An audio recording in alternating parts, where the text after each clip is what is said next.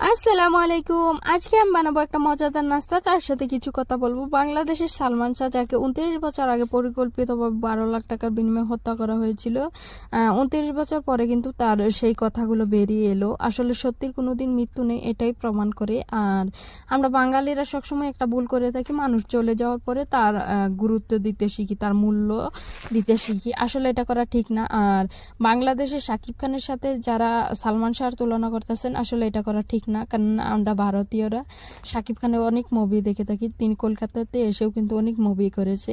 আসলে যে যার জায়গায় বেস্ট, কারোর সাথে কারো তুলনা করা ঠিক না। আর মানুষ থাকতে মানুষের মূল্য দিতে শেখায়, এটাই ভালো। আমরা সবসময় একটা ভুলেই করে থাকি। আর আমরা ভারত থেকেও সেটার প্রতিবাদ জানাই যে সালমান শাহকে যারা হত্যা করেছে তাদের শাস্তি হোক। তা কথা বলতে বলতে আমি একটা নাস্তা বানিয়েছিলাম, সেটাই বলতে ভুলে গেছি। আসলে কতদিন ধরে অনেক নিউজ চলতেছে যে সালমান শাহকে হত্যা করা হয়েছে, সেটা দেখে অনেক খারাপ লাগলো।